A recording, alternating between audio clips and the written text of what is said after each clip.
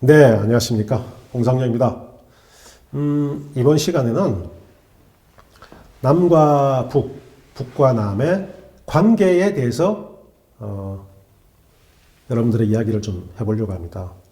이건 순수하게 저희 경험에 대해서 이야기를 하는 거기 때문에 혹시 이론적이라든지 혹시 뭐 또 여러 가지 다른 어떤 해석의 여지가 있을 수가 있기 때문에 뭐 그런 부분이 있으면 또 여러분들 충분히 또 반박을 해주시고요. 제가 했던 경험에 입각해서 여러분들에게 좀 말씀을 드리고자 하는 거니까 그렇게 이해를 해주시기 바랍니다. 관계입니다. 너는 나의 무엇인가?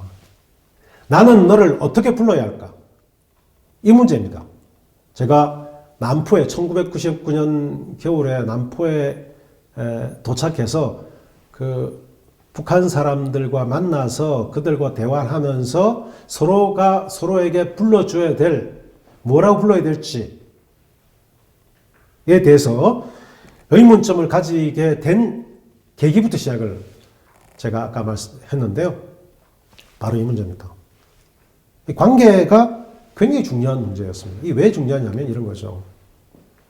혹시 여러분 가수 윤복희 씨의 여러분이라고 하는 노래가 있지 않습니까? 굉장히 많은 분들이 이걸 리메이크해서 부르고 있죠. 임재범이라고 하는 가수가 또 이걸 불러가지고 굉장히 히트를 치기도 하고 막 그렇게 했는데요. 여기 보면 이런 가사가 있습니다. 내가 만약 괴로울 때면 내가 위로해 줄게. 내가 만약 서러울 때면 내가 눈물이 되리. 쭉 내려가다가 내가 너의 벗되리라. 나는 너의 영원한 형제야. 나는 너의 친구야. 이런 쭉 줄거리가 가사가 있지 않습니까? 예. 나는 너의 형제야, 친구야, 노래야 라고 이렇게 이야기를 합니다. 관계죠. 그래서 김춘수라는 시인이 있는데 이분이 꽃이라고 하는 시를 썼습니다. 요즘은 이 시가 국어책에 교과서에 잘 나오는지 모르겠는데 저희가 학교 다닐 때만 해도 이 책이 꼭 김춘수의 이 꽃이라는 시가 국어책에 나왔었습니다. 제가 이 국어책에 나온 꽃을 외우기도 하고 막 그렇게 했었는데요. 이 꽃을 이 꽃이 의미가 뭐냐면 이 관계의 문제입니다.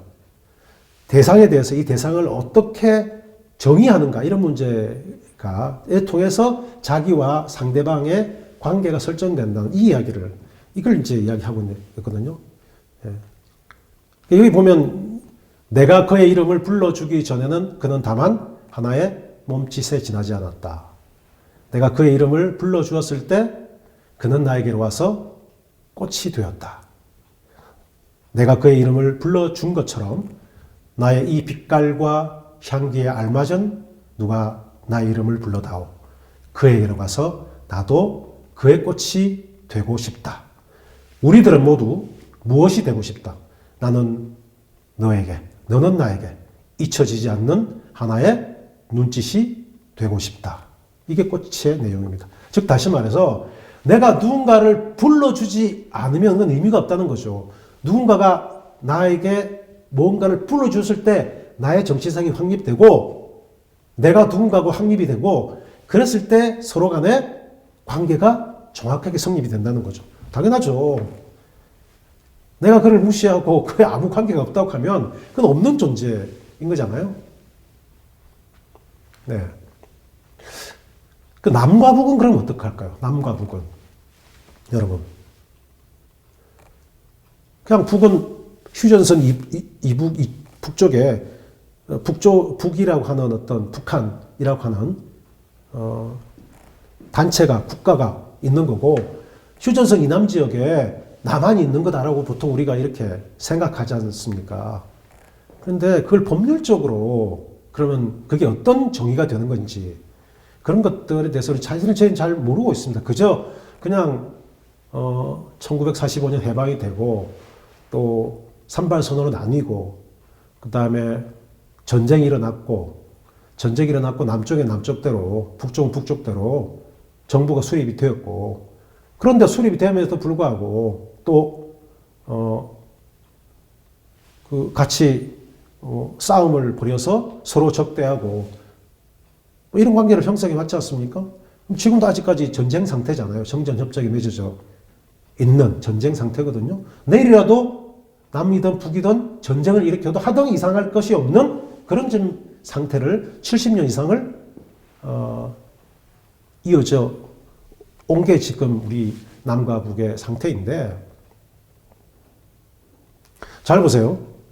자, 한번 봅시다. 저기 제일 위에 남한괴뢰, 남조선 괴뢰라는 말이 있습니다. 혹시 어떤 분들은 저게 무슨 말인지를 잘 모르시는 분들도 있을 겁니다. 특히 이제 젊은 세대들은 그럴 것 같아요. 그런데 저희 세대, 뭐 아마 40대도 마찬가지일 것 같은데요. 괴뢰라는 말에 대해서 상당히 익숙합니다. 괴뢰라는 게 사전적 용어로 보면 뭐냐면 꼭두가시라는 이야기거든요. 허수아비. 누군가의 조정을 받고 있는, 자기 마음대로 하지 못하고 누군가에게 뭔가 조정되고 있는 존재, 이게 괴뢰라는 것입니다. 그러면 북한 괴뢰라는 말은 북한에 있는 어떤 집단인데 이 집단이 자기 주체적으로 생각하지 못하고 누군가의 조정받고 있다라는 거죠. 남조선 괴뢰도 마찬가지입니다. 북한 괴뢰는 남쪽에서 북쪽을 부를 때 북한 괴뢰라고 불렀고요. 남조선 괴뢰는 북쪽이 남쪽을 부를 때 그렇게 불렀습니다. 1950년대, 60년대, 70년대, 80년대도 그랬고요. 그래서 우리가 사회책을 이렇게 보면 북을 어떻게 표현하냐면 북괴 이렇게 표시를 합니다. 북괴. 그게 북한 괴뢰라는 뜻이거든요. 또 마찬가지로 북쪽에서는 남조선 괴뢰 이렇게 부르는 거죠. 그 말은 서로 상대방이 아무런 주체가 없고 서로 조종당하고 있는 존재라는 걸 서로 그렇게 이야기를 하는 거예요. 네. 그 다음에 남한, 북한, 남조선, 북조선이라고 하는 걸 보자고요.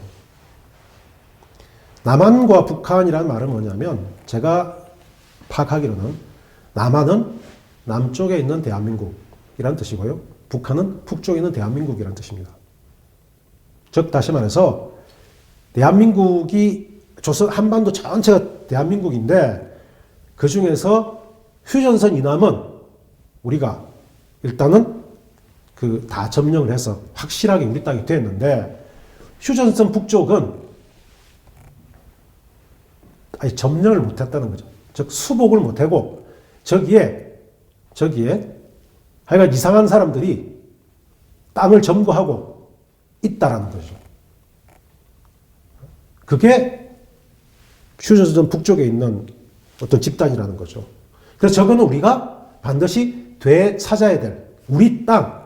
그래서 저기에 점거하고 있는 어떤 집단은 몹쓸 집단, 인정하지 않는 집단이다라고 이런 뜻이 있죠. 즉 다시 말해서 우리 개인적으로 보면 우리 땅인데 누군가 와서 그걸 점유하고 있는 거예요. 그걸 우리가 인정할 수 없죠. 그 땅을 점유하고 있는 그 사람을 인정하는 순간 그게 그 땅을 인정해 주는 거기 때문에 인정할 수가 없죠. 남조선, 북조선은 또 마찬가지입니다. 북쪽 입장에서 볼 때 남쪽의 조선민주주의 인민공화국이라는 뜻입니다. 북조선은 북쪽의 조선민주주의 인민공화국이고요. 똑같은 논리로 그렇습니다. 남쪽의 조선민주주의 인민공화국, 즉 남조선은 자기들이 분명히 자기 땅인데도 불구하고 점거하고 있다, 점유하고 있다는 그런 의미입니다. 즉 남한이든 북한이든 남조선이든 북조선이든 이 말은 서로 상대방을 존재 자체를 인정하지 않는 겁니다. 네, 그게 저 의미에 포함이 되어 있는 거죠. 한민족, 조선민족, 한반도, 조선반도. 네, 똑같은 이름을 이런 식으로 부름으로써 상대를 인정하지 않는, 상대가 없다고 생각하고 상대가 있으면 안 된다. 어쩌면 상대를 없애야 될 존재로 보는 게 이 의미에 포함이 됐습니다. 이 단어들에. 그럼 절대는 남북 관계는 어떤 관계냐? 서로 상대방을 인정하지 않는 그런 관계인 거죠. 밑에 대한민국의 조선민주주의 인민공화국이라는 관계를 봅시다. 저거는 영어로 보면 Republic of Korea 또는 Democratic People Republic of Korea 이렇게 이제 부르는데요. 저는 남과 북이 유엔에 가면 저렇게 부릅니다. 유엔에 가면요, 국제사회에 가면 남과 북이 그 다 유엔에 가입되어 있는 국가입니다. 혹시 여러분들 우리 한국은 전 세계에 거의 한 200개 이상의 나라와 수교를, 그럼 거진 뭐 대부분의 나라와 수교를 다 맺고 있거든요. 우리 한국은. 예. 북한은 어떠냐? 그러면은 북한은 어떠냐? 북한은 그러면 우리가 생각에는 중국이나 뭐 러시아나 몽골 몇 개 안 될 것 같다고 생각하시죠? 아닙니다.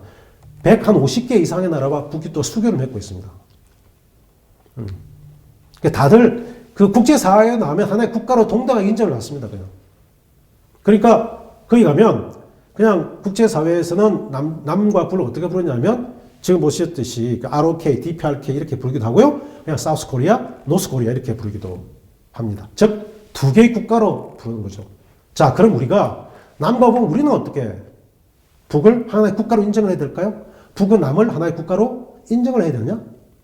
또 이런 문제가 남습니다. 자, 이걸 법률적으로 제가 한번 여러분과 함께 풀어보겠습니다. 그냥 우리가 한번 풀어보죠. 제가 이걸 갔다 와서 그리고 헌법을 한번 찾아봤어요. 헌법에 이렇게 나옵니다. 제3조에 대한민국 영토는 한반도와 그 부속 도서로 한다 이렇게 되어 있습니다. 그리고 제4조에 대한민국은 통일을 지향하며 자유민주적 기본 질서에 입각한 평화적 통일 정책을 수립하고 이를 추진한다 라고 되어 있습니다. 즉 한반도와 부속 도서 전체를 우리의 영토로 대한민국 헌법은 그대로 적혀 있습니다. 우리 대한민국 헌법에 하면 북을 하나의 영토, 우리 영토죠. 그리고 그걸 평화 통일을 수립하기 위해서 노력하는 거고요. 이게 헌법에 그대로 적혀 있습니다. 그래서 이 헌법에 입각해서 그동안 국가보안법이라는 이 법이 있는데 이 법은 무슨 법이냐면요. 그런데 저 휴전선 이북 지역에, 휴전선 북쪽 지역에 있는 저 집단을과 혹여나 남쪽에 있는 사람들이 뭔가 관계를 맺거나 만나거나 뭐 물가를 주고받거나 그런 것들을 다 막아야 되잖아요. 그러면은. 왜냐하면 인정을 하면 안 되니까. 그래서 그걸 못하게 하기 위한 법을 만들어낸 거죠. 이게 국가보안법입니다. 그래서 국가보안법 제1조 제 목적에 보면 이렇게 나왔습니다.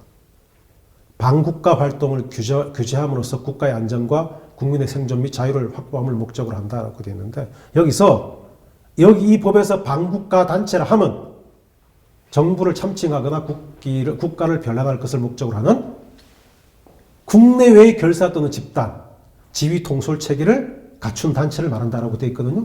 그러니까 국내외 지휘 통솔 체계를 갖춘 단체는 대표적인 게 뭡니까? 대표적인 게 휴전선 북쪽 지역에 있는 조선민주주의인민공화국 북한 이게잖아요. 예. 그러니까 여기를 인정하는 거죠. 이 단체와 뭔가를 그 관계를 맺는 걸 못하게 이제 하겠다는 거죠. 그래서 여기와 금품 수술을 하거나 무슨 물자를 지원하거나 그렇게 하면은 안 된다는 거. 또 이쪽으로 뭔가를 거기로 가는 거. 이걸 이제 다 잠입 탈출이라고 하는 그쪽으로 가는 거. 예? 거기로 가는 것도 안 된다는 거예요. 그 다음에 그 사람들과 통신을 하거나 만나거나 이런 것들을 하면 안 된다는 겁니다. 그게 어떻게 되었습니까? 밑에 보면 10년 이하의 징역이 처했습니다. 여러분들과 제가 만약에 그 사람들과 만난다든지 금품을 주고받는다든지 그쪽을 가본다든지 하는 것을 하는 순간 이건 10년 이하의 징역을 처하는 거죠. 자, 여기 두 장의 사진이 있습니다. 한 장의 사진은요, 제가 북의 농촌에서 북쪽의 농민들하고 같이 농사를 좀 지었거든요. 그 당곡리라는 곳에 농사를 지었는데 뭐 나중에 다시 설명할 기회가 있을 겁니다. 거기서 제가 찍은 겁니다. 제가 만약에 저 사진을 저 국가보안법에 의하면 저 사진은 어떻게 될까요? 잠입 탈출에 해당되죠. 북을 갔으니까 징역 10년 이하를 받습니다. 오른쪽에는 거기 가서 거기 당곡리에 있는 그 협동농장 관리위원장도 만나고 또 거기에 관리위원회에 있는 또 일을 보는 다른 분들하고 제가 사진을 찍은 겁니다. 같이 만난 거죠. 회합한 거죠. 예. 그렇죠? 그럼 이거 어떻게 되겠어요? 또 마찬가지입니다. 회합. 탈출죄를 적용해가지고 잠입 탈출죄를 적용해서 10년 이하의 징역을 받는 거고요. 제가 저기에 가서 여러 가지 물자를 지원했습니다. 농기계도 지원하고 비료도 지원하고 이런 걸 했거든요. 그럼 마찬가지죠. 지원, 금품, 수수 이런 걸 하면 마찬가지입니다. 제가 엄청난 죄를 저지른 거죠. 저 법에 의하면. 그렇잖아요. 어떻게 제가 그럼 저걸 갈 수 있었을까요? 아직 전력이 있습니다. 아무런 문제가 없었거든요. 제가 저기 갔다 와서. 제가 이제 그 이유를 설명을 좀 드릴게요. 왜 아무 문제가 없었는가? 1987년까지요. 잘했습니다. 실제로. 그런데 1988년에 엄청난 일이 발생합니다. 당시 14대 대통령이었어요.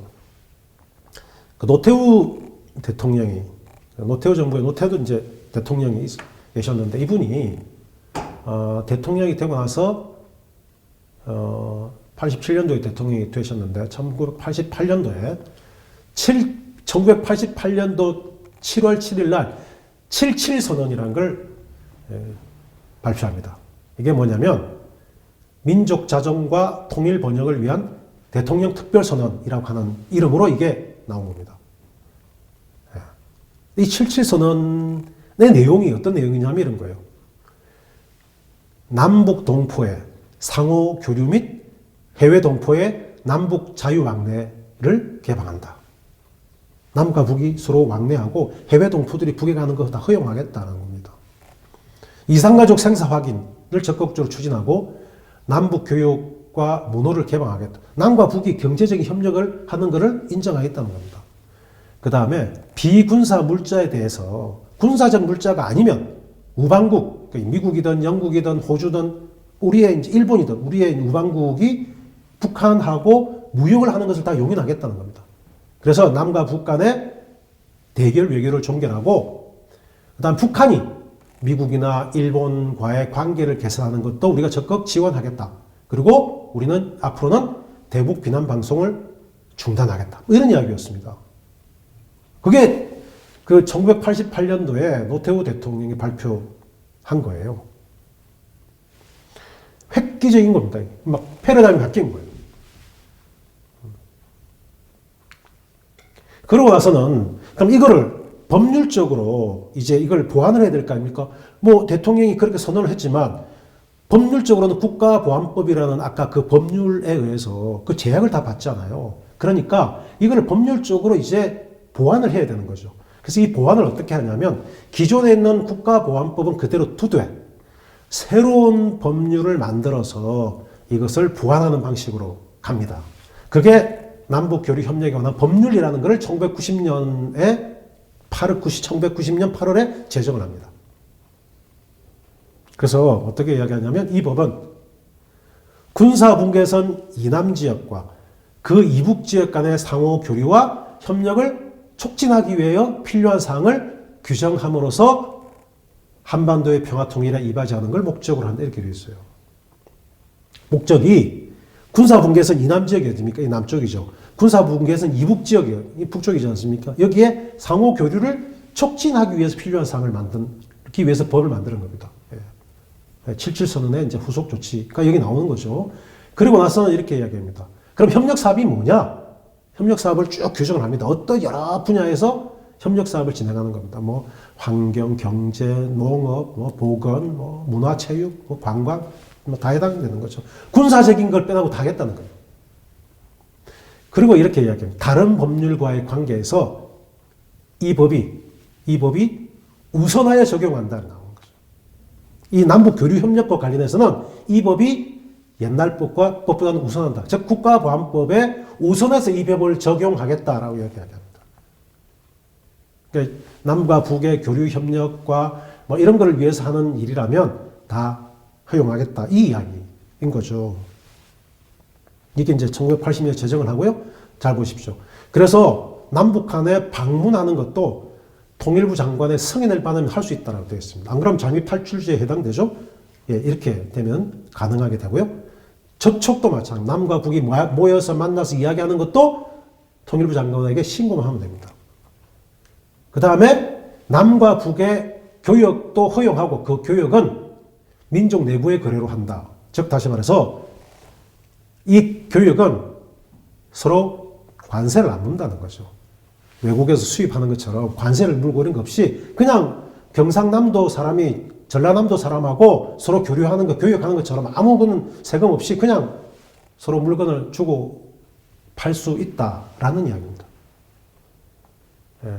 그리고 이제 이것과 관련해서 물품을 반입하거나 반출하기 위해서는 정부의 통일부 장관의 승인만 받으면 된다는 거죠. 즉 다시 말해서 미리 사전에 이야기해서 승인만 받으면 다 문제가 없다라고 하는 겁니다. 이게 남북교류협력에 관한 법률, 즉 남북교류협력법입니다. 1990년 제정되었습니다. 그리고 이걸 하기 위해서 여러 가지 아까 촉진하기 위해서는 예산이 필요하잖아요. 정부 예산이. 그래서 예산을 지원하기 위해서 남북협력기금법이라는 걸 만들어서 기금을 만들어 놓습니다. 그리고 1991년도에 12월 달입니다. 남과 북에 드디어 총리가 만납니다. 총리가 만나서 서로 합의서를 교환합니다. 그 합의서가 뭐냐면 남북 사이의 화해와 불가침 및 교류협력에 관한 합의서를 체결합니다. 이걸 보통 이제 남북 기본 협정 체결이라고 이야기하는데 여기서 이제 얘기하게 나옵니다. 즉 우리는 대통령이 7.7 선언을 하고 남북 교류 협력을 하겠다고 교류 협력까지 해서 법률을 다 바꾸고 난 거예요. 이제 다 준비를 해놨고 자 이제 북하고 이제 만나야 될 거 아닙니까? 만나서 실제 일을 만들어야 될 거 아닙니까? 그래서 북의 총리하고 만나서 드디어는 이걸 하기 위한 합의를 채택을 합니다. 그게 이겁니다. 보시면 이 남과 북이 서로 협력을 하고 또 그 협력을 어떤 방식으로 할 것인가에 대해서 서로 합의를 합니다. 근데 여기에 정말 중요한 게 들어있습니다. 그게 뭐냐면 자 그동안 남과 북이 서로 상대를 인정하지 않았잖아요. 그렇잖아요. 근데 교류 협력을 하려면 어떻게 해야 됩니까? 상대를 무시하고 상대의 존재가 없는데 어떻게 교류 협력을 할 수 있습니까? 그렇지 않습니까? 즉 다시 말해서 교류 협력을 하기 위해서는 상대의 존재를 인정을 해야 되는 거거든요. 그럼 자 상대가 우리 헌법에 의하면 북한도 마찬가지입니다. 상대 자기들의 그 법률에 의하면 남이든 북이든 서로 상대방이 서로 불법적으로 점유하고 있는 어떤 불법적인 단체로 정리가 되어 있는데 이 단체와 이 뭔가를 교류 협력을 하기 위해서는 그 단체를 뭔가에 인정이 되어야 될 거잖아요. 그렇게 안 하면 교류 협력이 안 되거든요. 그럼 이걸 어떤 방식으로 인정할 것이냐 이 문제가 나오는 거예요. 이걸 아마 제 생각에는 상당히 많은 그때 이제 고민을 했을 것 같아요. 그래서 남과 북의 똑똑한 사람들 이런 사람들이 이제 아마 서로 간에 고민을 해서 만들어냈겠죠. 그게 이렇게 만들어냅니다. 빨간색 글자입니다. 쌍방 사이의 관계가 나라 사이의 관계가 아닌 통일을 지향하는 과정에서 잠정적으로 형성되는 특수한 관계라는 것을 인정하고 이렇게 되어 있습니다. 즉 우리 둘이는 적도 아니고 그렇다고 국가도 국가도 아니고 그냥 통일을 지향하는 과정에서 형성된 특수한 관계라고 하자라고 정리를 해놓은 겁니다. 여러분들 이게 무슨 말인지 아시겠습니까? 저도 사실은 잘 모르겠습니다. 그냥 우리는 정말 뭔가 관계는 인정을 하긴 해야 되겠는데 이거 뭐라고 정의하기는 굉장히 애매하지만 그냥 좀 특수한 관계라고 하자라고 이렇게 설정을 한 거죠. 그렇게 해서 진행이 된 겁니다. 즉 우리 둘의 관계는 국가도 아니고 그렇다고 인정 안 할 수도 없고 그러니까 서로 둘이가 함께 가기는 가야 되는 걸 인정하고 그래서 그 과정에서 형성되는 특수한 관계라고 우리가 정의하자라고 서로의 관계를 정리한 거죠. 그걸 우리 이 합의서에 적은 겁니다. 최초로 아마 당시 1991년도니까 분단 46년 만에 남과 북이 만들어서 처음으로 만든 일종의 공식 합의라고 할 수 있습니다. 저는 이거보다 더 중요한 게 공식적으로 남과 북을 서로 상대방을 인정하는 방식을 정한 것. 즉 상대방 우리가 어떤 관계로 지낼 것인가라는 것을 최초로 합의한 문서다라고 이렇게 저는 봅니다. 밑에 보시면 남쪽 대한민국의 국무총리 정원식, 조선민주주의 인민공화국의 총리 연영묵 이렇게 적어뒀습니다. 그 외에 이제 이거와 더불어서 남북 관계에 발전해가는 법률도 만들어서 앞으로는 이제 이 관계를 가지고 이제 적극적으로 하자 이런 이야기인데 여기에 보시면 이렇게 나와 있어요. 제3조 남한과 북한과의 관계에 보시면 딱 나와 있잖아요. 그래서 남과 북은 통일을 지향하는 과정에서 잠정적으로 형성되는 특수관계 이라고 이렇게 적혀있죠. 이제부터는. 이게 남과 북의 관계입니다. 자, 그래서 이렇습니다. 결론은. 그래서 남과 북은 어떤 관계일까요? 어떻게 불러야 될까요? 남과 북은 특수한 관계잖아요. 통일을 지향하는 과정에서 형성된 특수한 관계니까 국가 대 국가 관계로 이름을 부를 수도 없고요. 그렇다고 인정 안 할 수도 없잖아요. 그러니까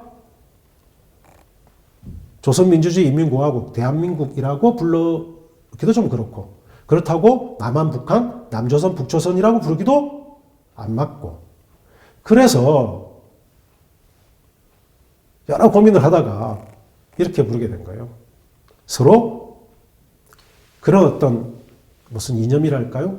색채랄까 이런 걸 다 지우고 그냥 무미건조하게 방향만 뜻하는 이남, 이북, 남측, 북측, 남쪽, 북쪽, 남녘, 북녘 이렇게 부르자 이렇게 되는 겁니다. 그래서 우리가 북쪽에 가서 서로 만날 때는 서로 남측이 어떻고 북측이 어떻고 남녘이 어떻고 북녘이 어떻고 남쪽이 어떻고 북쪽이 어떻고 이렇게 서로 상대방을 부르는 게 저희로는 이제 그게 편하게 된 거죠. 서로 간에. 그래서 앞으로 여러분들이 이제 북쪽을 방문하고 또 북쪽 사람을 만나고 할 때도 앞으로는 그렇게 부르는 게 좋을 것 같습니다. 앞으로 남북 관계가 조금 더 다른 방식으로 진전이 돼서 어떤 관계가 될지 모르지만 현재 상태로는 남과 북의 사람들을 만났을 때 외국에서 만나기도 하고 또는 평양에 가서 만나기도 하고 또는 북쪽 사람이 남쪽에 왔을 때도 그냥 우리는 남측에서 왔습니다. 아, 북쪽에서 오셨군요. 또는 북녘은 요즘 어떻습니까? 남녘은 요즘 잘 지내고 있습니다. 이런 식으로 서로 불러주는 게 현재의 이 남과 북이 합의한 정신에 맞다라고 말씀을 좀 드리고 싶습니다. 네, 이 시간은 우선 이런 남과 북의 관계에 대해서 좀 말씀을 좀 드렸고요. 다음 시간은 이런 관계 속에서 제가 남과 북의 여러 가지 이제 협력 사업도 좀 진행을 한 게 있거든요. 이런 것도 이야기 말씀을 드리고, 그 다음 또 하나는 그 과정에서 정말로 말은 쉽지만 서로 남과 북의 70년 이상을 떨어진 이 관계를 정말 새로운 관계로 정립해 나가기가 대단히 힘들더라고요. 그래서 남과 북의 그 관계를 정립해 나가는 데 있어서 정말 어떻게 똑바로 상대방을 바라보면서 서로 상대방을 이해하고 존중해 가는 과정, 이걸 어떻게 가야 될 것인가, 이 부분에 대해서 이야기를 좀 말씀을 드리도록 하겠습니다. 예, 고맙습니다.